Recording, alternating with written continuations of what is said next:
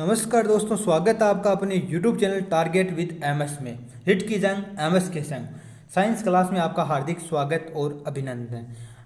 जैसा कि आपको बताया, हमने पिछली वीडियो में कोशिका के बारे में बात की थी और कोशिका की सामान्य जानकारी प्राप्त की थी और ये है पार्ट 2 है। इसमें कोशिका की जो विभिन्न कोशिकांग है उनके बारे में बात करेंगे और ये क्लास आरबीसी और एनसीईआरटी बेस्ड क्लास है। और इस क्लास के जो कोशिका चैप्टर के समाप्त होने के बाद हम बात करेंगे कोशिका से संबंधित जितने भी प्रश्न एग्जाम्स में पूछे गए हैं उनके बारे में भी बात करेंगे। तो चलिए बिना टाइम खराब किए शुरू करते हैं क्लास को।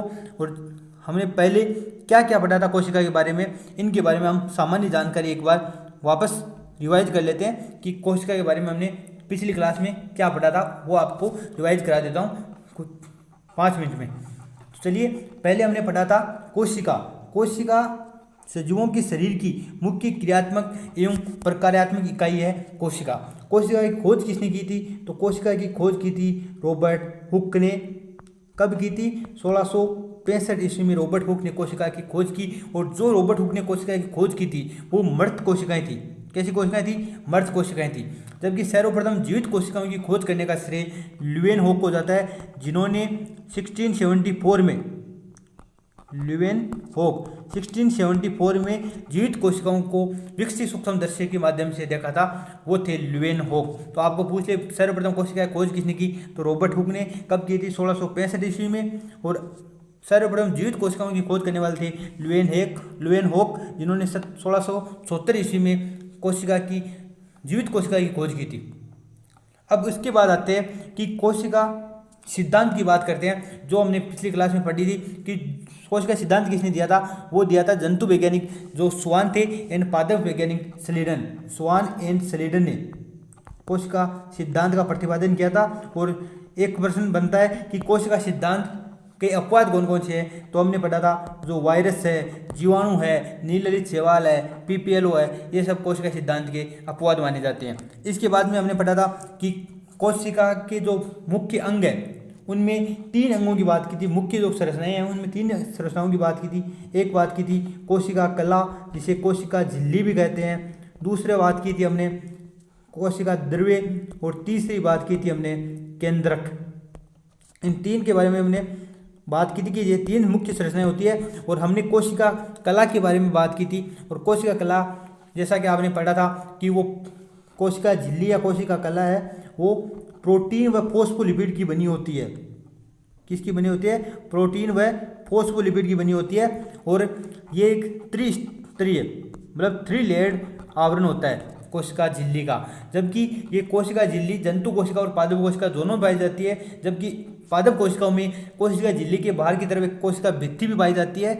जो कोशिका भित्ति किसकी बनी होती है? सेल्यूलोज, हेमीसेल्यूलोज, पेक्टिन, पेप्टिडोग्लाइकेन, वो कैल्शियम, मैग्नीशियम, पेक्टेट, इनकी बनी होती है कोशिका भित्ति, जो पादपों को आकृति एवं आकार प्रदान करते हैं। और एक बात हमने पढ़ी थी कि कोशिका भित्ति निर्जीव है, जबकि कोशिका झिल्ली है वो सजीव है। इसके बाद में हमने बात की थी कोशिका द्रव्य क्या होता है।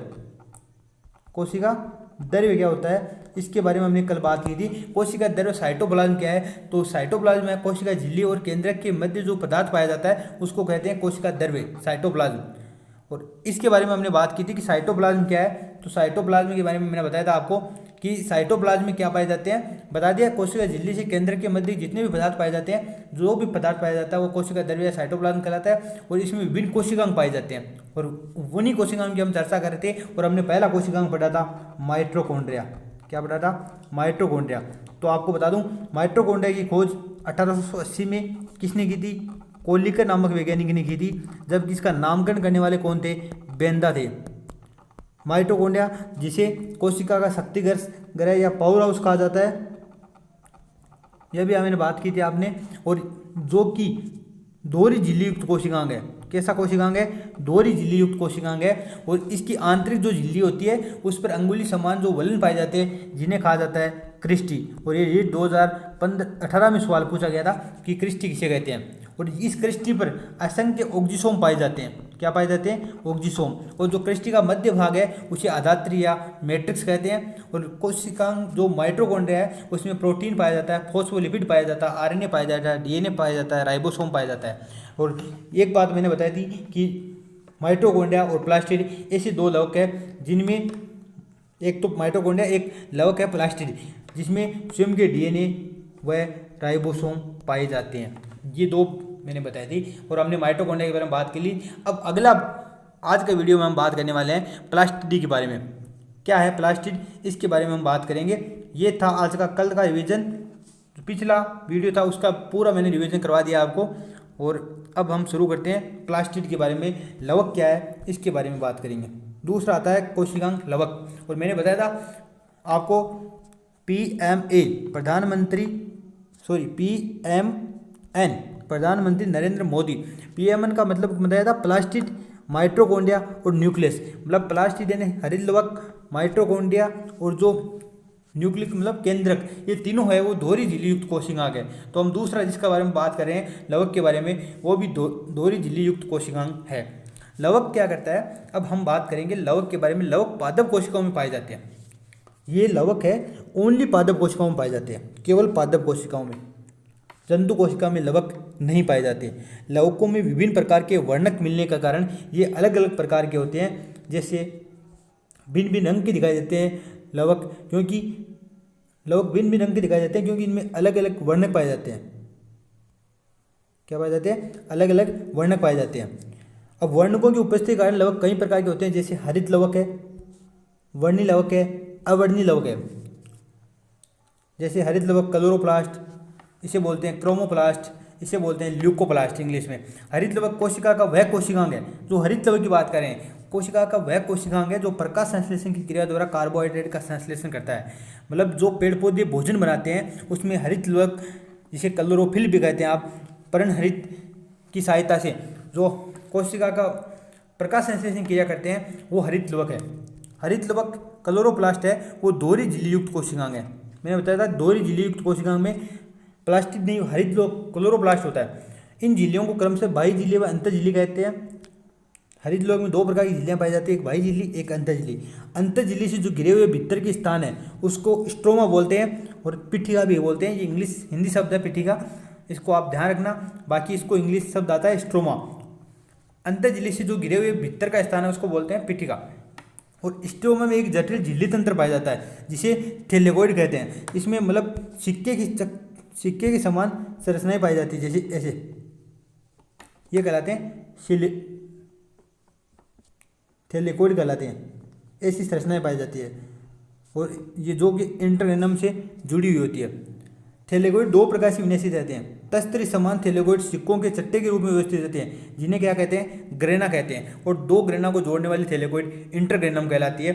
मतलब जो स्ट्रोमा है, स्ट्रोमा क्या है, अंतर झिल्ली से जो घिरा हुआ भीतर का स्थान है वो क्या है, स्ट्रोमा। और स्ट्रोमा में एक जटिल झिल्ली यंत्र पाया जाता है, झिल्ली तंत्र पाया जाता है जिसे बोलते हैं थैलेगोइड। और ये थैलेगोइड तस्त्री समान थैलेगोइड सिक्कों के चट्टे के रूप में रहते हैं, जिसे बोलते हैं ग्रेना। अब इसको क्या बोलेंगे, ग्रेना। और दो ग्रेनों को जोड़ने के लिए इंटरग्रेनम पाई जाती है। मतलब जैसे आप चित्र में देख सकते हैं, थैलेगोइड की झिल्ली व पिट्टिका में प्रकाश संश्लेषण से संबंधित एंजाइम पाए जाते हैं। मतलब जो स्ट्रोमा है और जो झिल्ली है उसमें क्या क्या प्रकाश संश्लेषण संबंधी एंजाइम पाए जाते हैं। इसके अतिरिक्त स्ट्रोमा में डीएनए व राइबोसोम भी होते हैं। मैंने अभी पिछली क्लास में बताया था और अभी रिवीजन में बताया था कि एकमात्र जो माइटोकॉन्ड्रिया और हरित लवक है इनमें स्वयं के डीएनए भी पाए जाते हैं और राइबोसोम भी पाए जाते हैं। अब ये आप देख पा रहे हैं, ये हरित लवक का है डायग्राम है। इसमें आप देख पा रहे हैं, जैसे मैं आपको बात करें तो ये जो बाहर की अंदर की परत है, इसके अंदर जो ये स्थान है वो कहलाता है स्ट्रोमा। और स्ट्रोमा में इस तख्ते से दिखाई दे रहे हैं आपको, ये क्या कहलाते हैं, थैलेगोइड। और एक थैलेगोइड पूरा, जिसमें एक ही है थैलेगोइड। अब ये थैलेगोइड अगर पूरा थैलेगोइड है इसको बोलते हैं ग्रेना। और ये ग्रेना किससे जुड़े हुए हैं, इंटरग्रेनम से जुड़े हुए हैं। ये आप देख पा रहे हैं। दूसरा हरित लवक आता है, प्लास्टिड के बारे में हमने बात कर ली। हरित लवक आपके इतने ही सिलेबस में। बाकी अगला आता है लाइबोसोम, लाइसोसोम।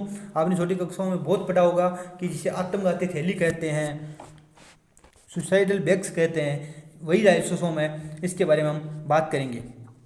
तो लाइसोसोम की खोज डी ड्यूवे ने की थी। लाइसोसोम की खोज किसने की थी, तो लाइसोसोम की खोज करने वाले थे डी ड्यूवे। नाम याद रखना, डी ड्यूवे ने लाइसोसोम खोज की थी। लाइसोसोम एकल झिल्ली युक्त कोशिकांग है। मैंने 3 कोशिकांग बताए थे जो दोहरी झिल्ली युक्त कोशिकांग है, बाकी सभी एकल झिल्ली युक्त कोशिकांग, और आगे केंद्रिका वगैरह आएंगे जो झिल्ली रहित कोशिकांग भी आएंगे। ये थैलीनुमा कोशिकांग है, आत्मघाती थैली कहते हैं, इसका मतलब आप याद रख लेना, थैलीनुमा कोशिकांग है। इसमें कणी द्रव्य भरा होता है जिसमें कई जल अपघटनीय एंजाइम पाए जाते हैं, मतलब ऐसे एंजाइम पाए जाते हैं जो जल में शर्करा का, वसा का, प्रोटीन का, न्यूक्लिक अम्ल इन सब का अपघटन कर देते हैं और सरल अणुओं में तोड़ देते हैं। ऐसे जल अपघटनीय एंजाइम पाए जाते हैं। लाइसोसोम क्षतिग्रस्त व मृत कोशिकाओं व कोशिकाओं के अपघटन का कार्य भी करती है। लाइसोसोम का जो मुख्य कार्य होता है वो क्षतिग्रस्त हो गई कोई कोशिकांग है या कोई क्षतिग्रस्त या मृत कोशिका है, उसके अपघटन का कार्य है, उसको सल्टाने का कार्य कौन करती है? लाइसोसोम करती है। लाइसोसोम की झिल्ली के फटने पर, अगर लाइसोसोम की कोई झिल्ली फट गई तो ये क्या करती है? लाइसोसोम की झिल्ली फटने पर उसमें जल अपघटनीय जो एंजाइम पाए जाते हैं लाइसोसोम में, वो क्या करते हैं? लाइसोसोम में स्थित कोशिका का ही पाचन कर लेते हैं। लाइसोसोम की झिल्ली अगर फट गई झिल्ली तो वो एंजाइम उस कोशिका का ही पाचन कर लेंगे। इस कारण इसको आत्मघाती थैलियाँ कहते हैं। तो आपने बहुत पहले पढ़ा था कि इन्हें आत्मघाती थैलियाँ कहते हैं। क्यों कहते हैं? क्योंकि इनमें जल अपघटनीय एंजाइम पाए जाते हैं और अगर वो झिल्ली फट गई तो वो अपनी कोशिका को बचा लेंगे, इसलिए आत्मघाती थैलियाँ सुसाइडल बैग्स भी कहते हैं। इसके बारे में आप देख पा रहे हैं, इसके ये होता है लाइसोसोम। इसके बाद हम बात करेंगे वो है अंतःपरद्वी जालिका, एंडोप्लाज्मिक रेटिकुलम। अंतःपरद्वी जालिका जो 2 प्रकार की होती है, खुरदरी अंतःपरद्वी जालिका और चिकनी अंतःपरद्वी जालिका, जिसके बारे में हम बात करते हैं। तो कोशिका की केंद्रक और कोशिका झिल्ली के मध्य सूक्ष्म नलिकाओं की जालिका को अंतःपरद्वी जालिका कहते हैं। मतलब जो कोशिका केंद्रक है और जो कोशिका झिल्ली है उसके बीच जो सूक्ष्म नलिकाएं पाई जाती है उनको कहते हैं अंतःपरद्वी जालिका। और इसकी भित्ति एक झिल्ली की होती है, मतलब ये दोहरी झिल्ली युक्त कोशिका नहीं है, एकल झिल्ली युक्त कोशिकांग है। अंतःपरद्वी जालिका 2 प्रकार की होती है, एक खुर्द अंतःपरद्वी जालिका और एक चिकनी अंतःपरद्वी जालिका। अब आपको इनकी सामान्य जानकारी होनी चाहिए और इनके कार्य क्या है इनके बारे में आपको जरूर पता होना चाहिए। यह हर कोशिकांग के बारे में इतना आपको ज़्यादा पता होना चाहिए। जो खुरदरी अंतःपरद्वी जालिका है, जो रक्त अंतःपरद्वी जालिका है, वो क्या करती है? उस पर राइबोसोम पाए जाते हैं। ये खुरदरी क्यों होती है? ये नलिका होती है लेकिन ये खुरदरी क्यों होती है? क्योंकि इस पर राइबोसोम लगे होते हैं इसे, और इसी वजह से ये खुरदरी होती है। तो इसमें राइबोसोम पाए जाते हैं। तो ये राइबोसोम का क्या कार्य है? ये प्रोटीन संश्लेषण का कार्य करते हैं। तो प्रोटीन की फैक्ट्री किसे कहते हैं? राइबोसोम की। और राइबोसोम की फैक्ट्री किसे कहते हैं? तो वो कहते हैं केंद्रिका को बोलते हैं। और राइबोसोम खुर्द अंतःपरद्वी जालिका भी पाए जाते हैं, तो ये ध्यान रखना। तो प्रोटीन की फैक्ट्री कहते हैं राइबोसोम को, और राइबोसोम का मुख्य कार्य होता है प्रोटीन का संश्लेषण करना। जबकि चिकनी अंतःपरद्वी जालिका है उसकी सतह पर राइबोसोम का अभाव पाया जाता है, तथा वसा लिपिड अणुओं के संश्लेषण का कार्य करती है। चिकनी है इसका मतलब फैट से संबंधित है, और फैट से संबंधित है मतलब फैट और जो लिपिड अणु हैं उनका संश्लेषण का कार्य कौन करती है? चिकनी अंतःपरद्वी जालिका। इसके अलावा मैं आपको एक बता दूं, एनसीईआरटी में एक टॉपिक और इसके बारे में एक कार्य और बताया गया है एनसीईआरटी में, वो भी आप ध्यान रखना कि चिकनी अंतःपरद्वी जालिका है वो यकृत में जो नीराविषीकरण का कार्य करता है। यकृत को भोला कहते हैं शरीर का, मतलब ये विष को धारण कर लेता है, और जो नीराविषीकरण का कार्य यकृत में किया जाता है उसमें चिकनी अंतःपरद्वी जालिका का महत्वपूर्ण योगदान है। मतलब चिकनी अंतःपरद्वी जालिका नीराविषीकरण में सहायता करती है। तो ये बात भी आपको ध्यान रखनी है। इसके बाद अंतःपरद्वी जालिका कोशिका द्रव्य के विभिन्न क्षेत्रों, कोशिका द्रव्य व केंद्रक के मध्य पदार्थों के परिवहन का कार्य करती है। इसके अतिरिक्त ये गोल्जिका का निर्माण करती है। ये 2 कार्य और याद रखना आपको कि जो अंतःपरद्वी जालिका है वो कोशिका द्रव्य के विभिन्न क्षेत्रों में और कोशिका द्रव्य व केंद्रक के मध्य जो पदार्थों का परिवहन का कार्य करती है।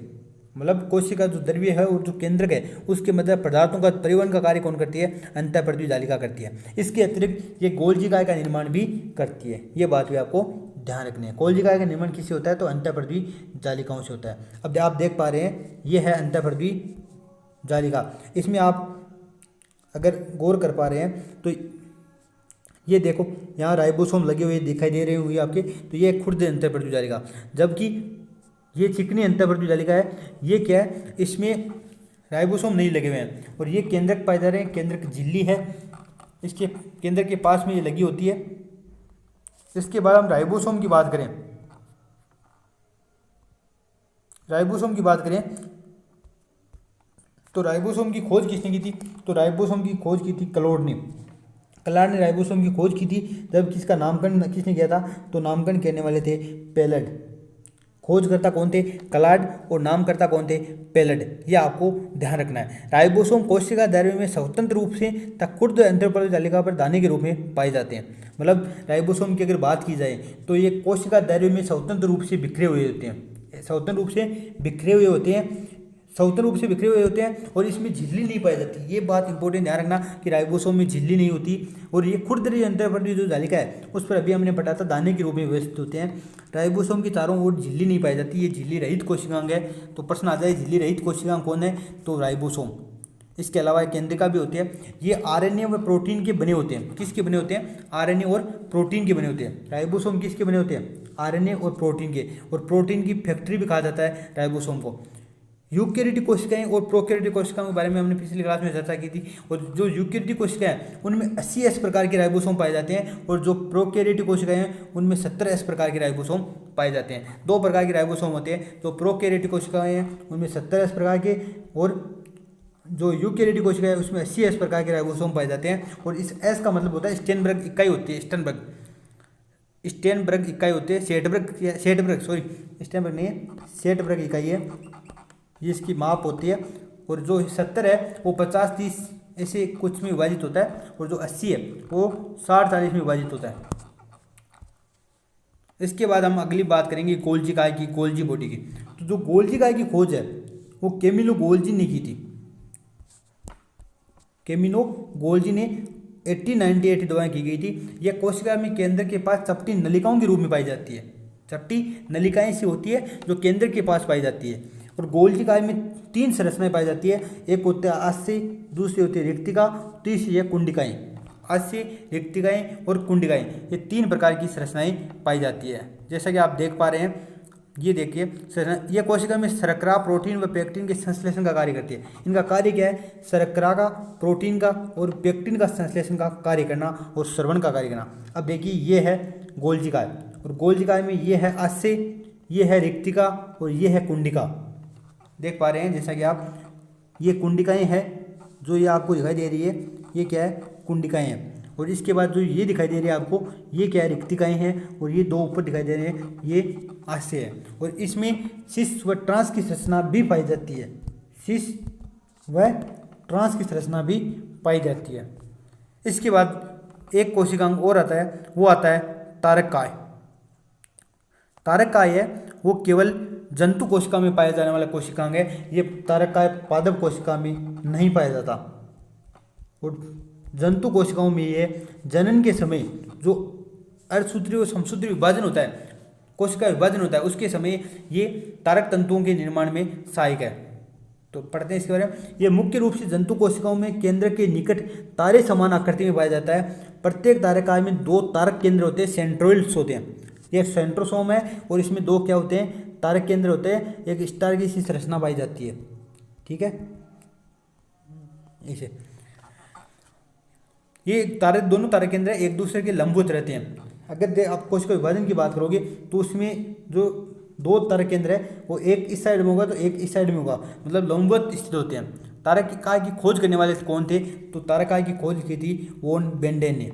वॉन बेंडे ने तारक काय की खोज की थी। इसके बाद में तारक काय जंतु कोशिका में कोशिका विभाजन के समय तरकु तंतु का निर्माण, तरकु तंतु का मतलब होता है स्पिंडल फॉर्मेशन, इंग्लिश में बोलते हैं स्पिंडल फॉर्मेशन, इनका निर्माण करता है। और ये शुक्राणु की पूंछ का निर्माण भी करता है।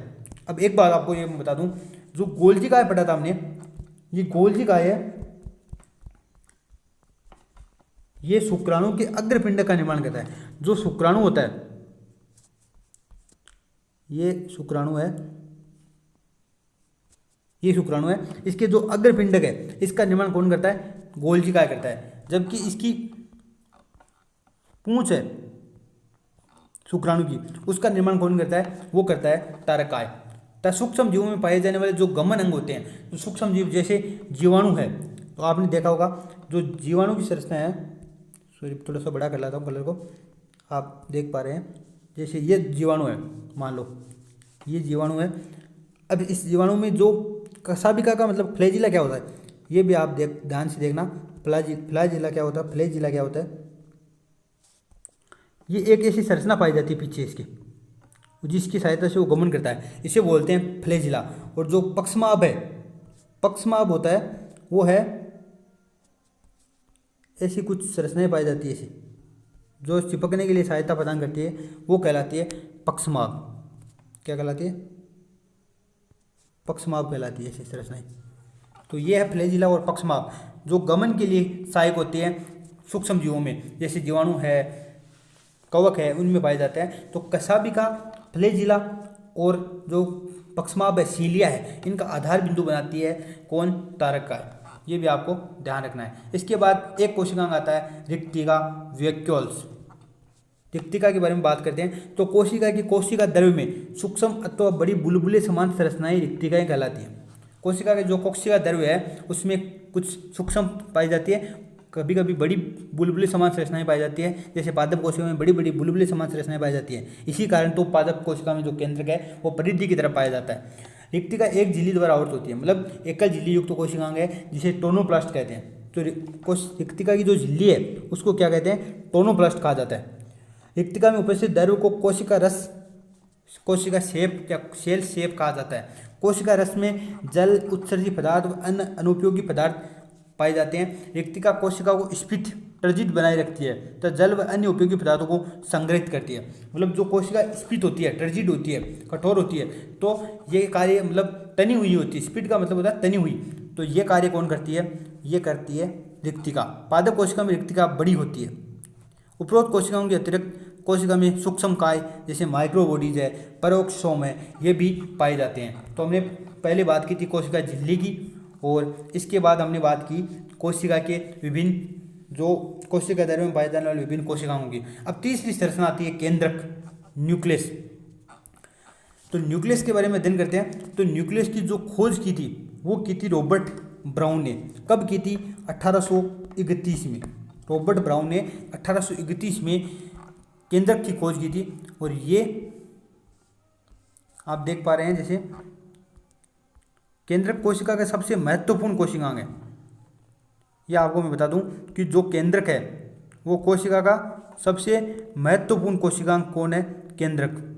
मतलब जिसे नियंत्रण कक्ष कहा जाता है, कोशिका का नियंत्रित करने वाला भाग क्या है, केंद्रक है। साधारणतः एक कोशिका में एक ही केंद्रक पाया जाता है, लेकिन कुछ कोशिकाएं ऐसी होती हैं जिसमें एक से अधिक केंद्रक भी पाए जा सकते हैं।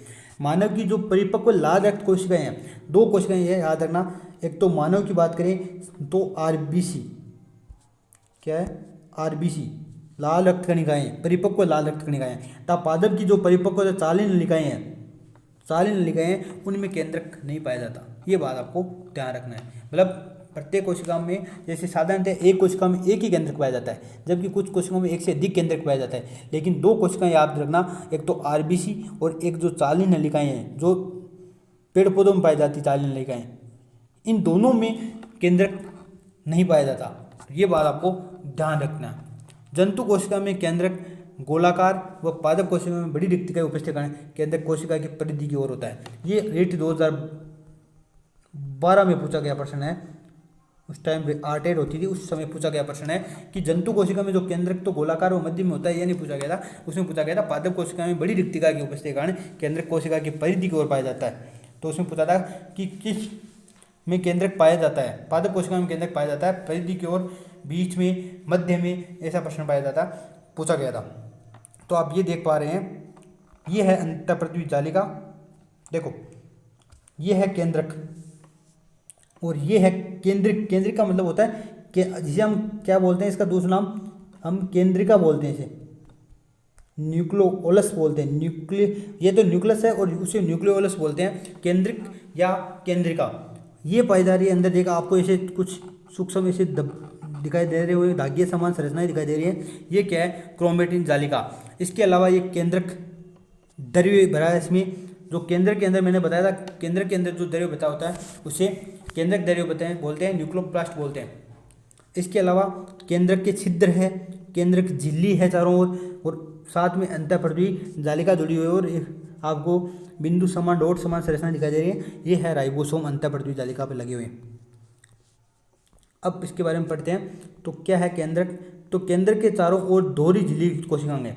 ये भी दोहरी झिल्ली पाई जाती है। मैंने आपको बताया था दोहरी झिल्ली युक्त कोशिकांग, 3 कोशिकांग बताए थे, हरितलवक, माइटोकॉन्ड्रिया और केंद्रक।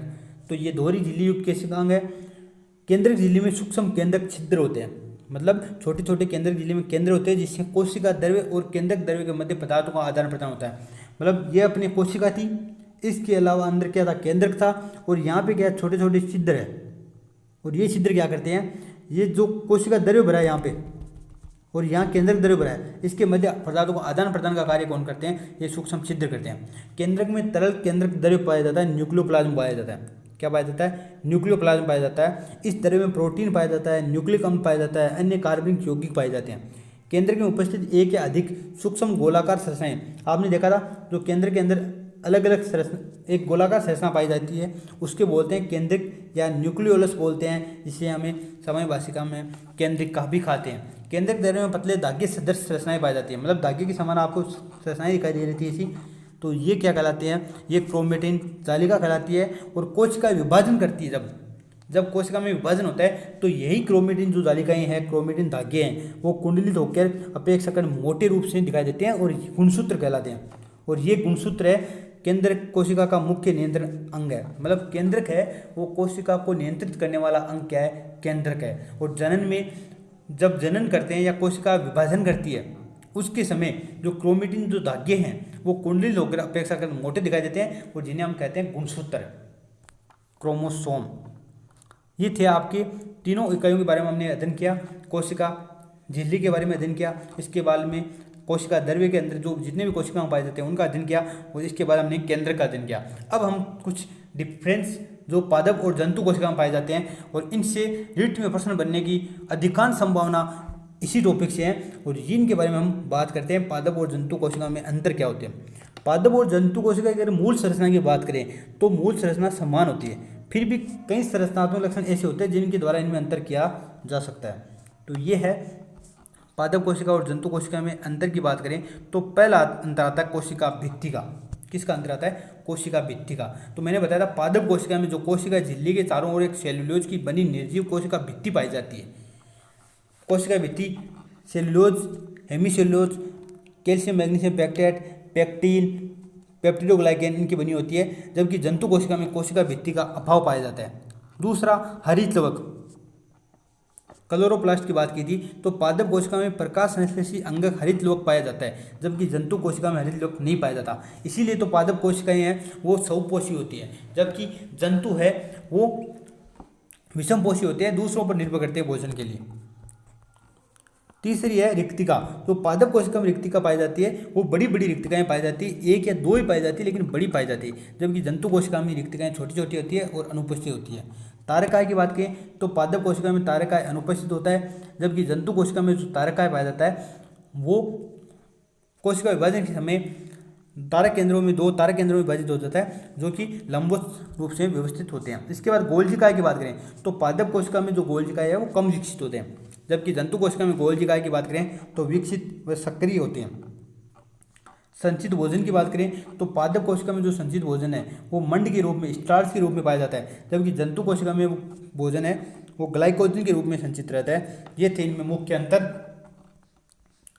कोशिका के बारे में जो जितना भी चैप्टर में आपके है उसके बारे में आपने अध्ययन किया, और आपकी रीट एग्जाम की बात की जाए तो इससे बाहर पूछे जाने की संभावना बिल्कुल भी नहीं है।